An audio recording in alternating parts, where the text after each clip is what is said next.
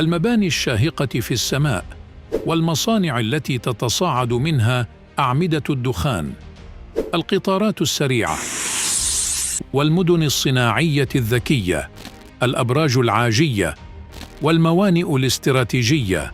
المغرب يبني ويصنع ويخترع ويبتكر. بدأت تنافس مع إفريقيا، واليوم تزاحم الدول الصناعية والمالية الكبرى في العالم.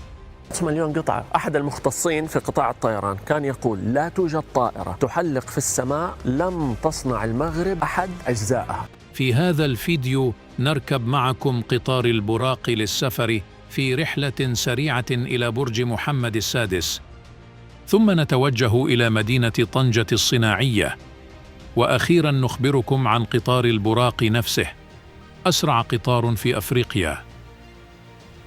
جوهرة أفريقيا برج محمد السادس، أطول ناطحة سحاب في أفريقيا بتكلفة تجاوزت 4 مليارات درهم.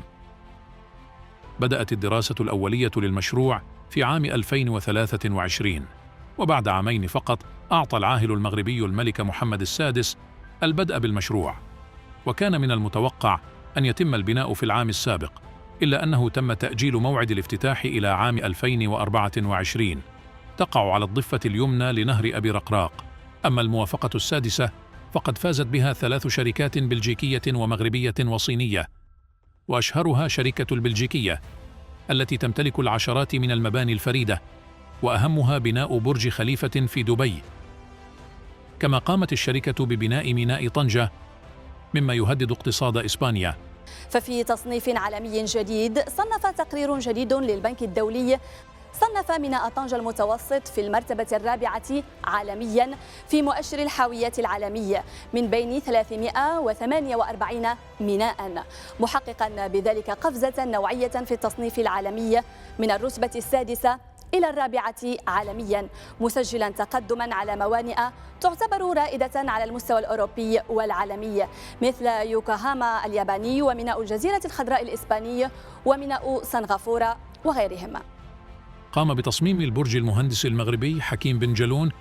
البرجان يبلغ ارتفاعهما 250 متراً، ويتكونان من 55 طابقاً، وهي مصممة لتحمل الكوارث الطبيعية بما في ذلك الفيضانات والزلازل. وستكون الطوابق 12 الأولى مخصصة للمكاتب والمرافق الخدمية والمحلات التجارية، بينما سيتم تخصيص الطوابق العليا للسكن. يوجد 40 مصعداً للوصول إلى مرافق البرج المختلفة، وستغطي مدينة الرباط ثلث المساحة الإجمالية لواجهة البرج بألواح الطاقة الشمسية، وذلك لتأمين احتياجات البرج من الكهرباء بشكل كامل. البرج هو واحد من عدة مشاريع تم التخطيط لها في الرباط ضمن مخطط يعرف بمدينة الأضواء، وتشمل المشاريع الأخرى سينما ومسرح ومتحفاً للآثار. القطب المالي، أول مركز استثماري ضخم في القارة السمراء، أول مركز مالي أخضر في الشرق الأوسط وأفريقيا، المحور الاقتصادي وشريك لأكبر المراكز الاقتصادية العالمية. وفي سنة 2010 انطلق مشروع القطب المالي بالدار البيضاء، مهمته المتمثلة في تسهيل الأعمال التجارية للشركاء الدوليين، توفر البيئة الإجراءات الإدارية المناسبة والمعالجة، بالإضافة إلى البحث عن فرص الاستثمار الممكنة في أفريقيا وتبادل الخبرات بين الدول.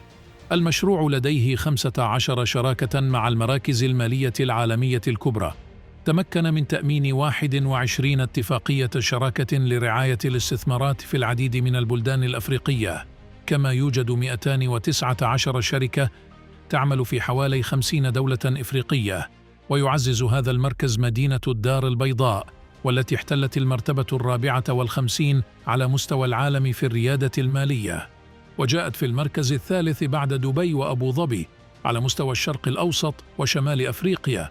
وصنفت الدار البيضاء رابع أفضل وجهة للاستثمار في القارة أسمراء، المدينة التي تضم حالياً أكبر بورصة في منطقة شمال أفريقيا، كما أنها تنتج 33% من الصادرات الصناعية للمملكة.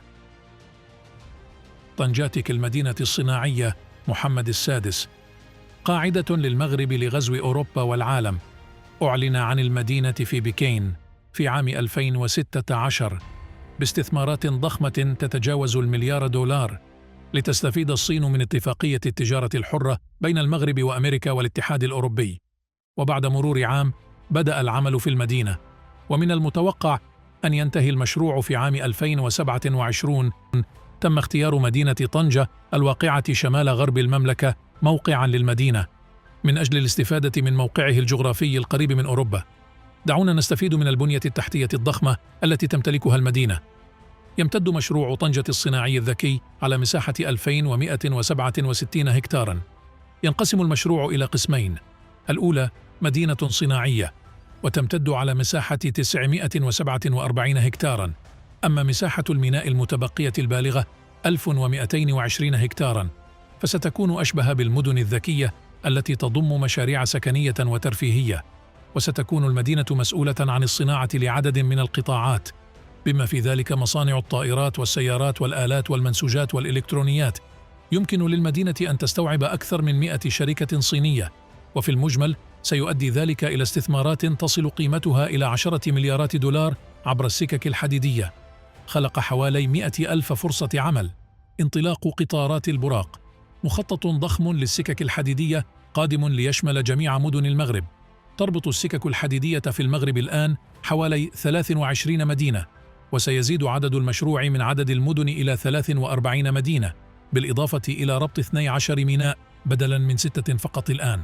تم ربط 15 مطاراً للسكك بالحديد مقابل مطار واحد فقط، وستصل نسبة هذه القضبان إلى 87% للاستفادة منها، وقد يصل مجموعها إلى نحو 375 مليار درهم.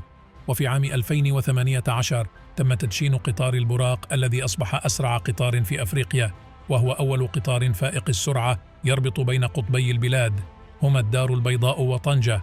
قلص زمن السفر بالقطار من 5 ساعات إلى 2 ساعات فقط. ويعمل المغرب حالياً على المرحلة الثانية بواسطة وصل الدار البيضاء ومراكش، وإنشاء محطات ضخمة لتحلية مياه البحر، وإنشاء ميناء المحيط الأطلسي الداخلي، وفتح ميناء الناظور، وتحقيق شراكات دولية ضخمة من أجل بناء مشاريع ومصانع في الأقاليم.